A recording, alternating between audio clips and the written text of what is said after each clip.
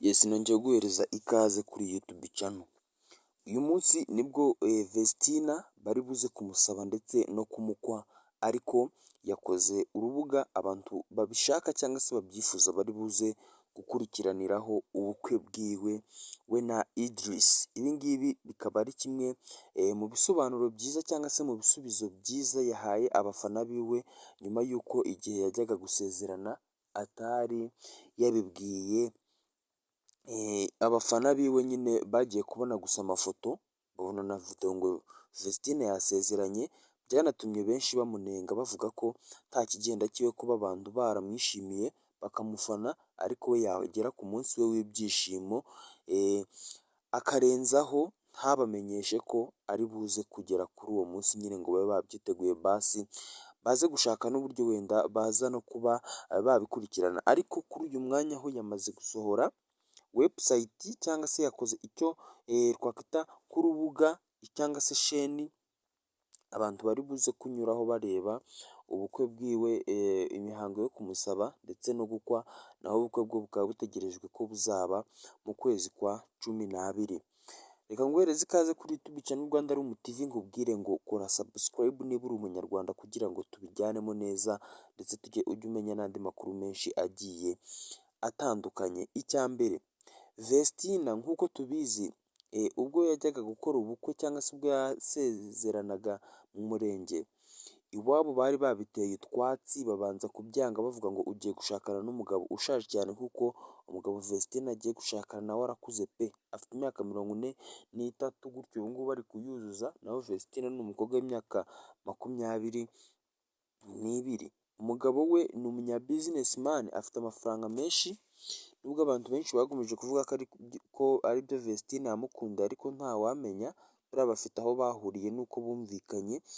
Ikindi kintu gihari, uno mugabo Idris nyuma y'uko amaze gukora umurenge na Vestina, mbere y'uko asubira iwabo muri Burkina Faso, yarabanjije agurira inzu ihenze imeze neza iwabo wa Vestina. Nyine ya nzu umuntu wese yinjiramo akavuga ngo cyabikora iyi nzu irubakitse, yahise abakura mu ntara abazana mu mujyi wa Kigali, ubu ngubu niho basigaye batuye. Urumva ko yahise akora igikorwa cy'indashyikirwa kandi cyanabaye igikorwa cyahinduye byinshi mu buzima bwabo. Noneho rero reka twigarukire kuri uyu munsi wa none, kuri tariki 5 z'ukwezi kwa 7 2025 nibwo Vestina ari buze gusabwa no gukwa, ariko yamaze gukora urubuga ruri buze gukurikiranirwaho ubukwe bwiwe, cyangwa se ubukwe bwiwe buri buze kuba bucaho live, ababishaka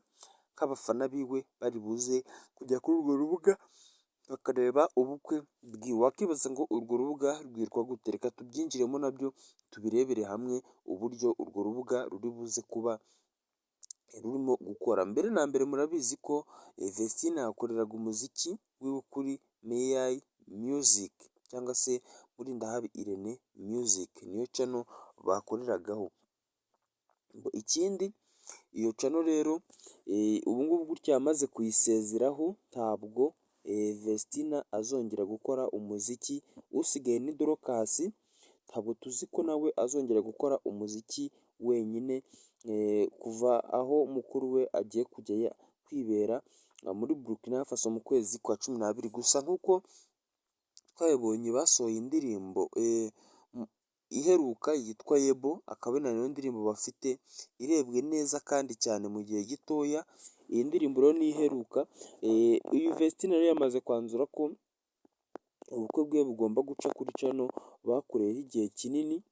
Iyi channel yitwa Yebo, yitwa muri Ndahabi Irene Music cyangwa se May Music, niyo iri buze gucaho live yiwe. Niko yamaze kubyanzura avuga ngo n'ubundi ibikorwa byanjye byose niho biri, reka n'ubukwe bwanjye ariho buri buze guca. Ubwo baza kwifuza kuba babureba ni live, buraza kuba live, biratangira guhera saa 8 kugeza imihango y'ubukwe irangiye. Ababyifuza rero n'abakunda Vestina banamushyigikiye baza kujya kuri iyo channel bakareba uburyo imihango yo kumusaba no kumukwa yagenze. Ibi ngibi rero akaba ari byo biri kugenda bigaragaza ko nyine Vestina noneho ubukwe bwe yamaze kwiyakira, mbega yabishyize, agomba kubishyira ku karubanda abantu bose bakabimenya, kubera ko n'ubu ngubu abantu benshi ntabwo bari bazi umunsi bazamusabira cyangwa se ngo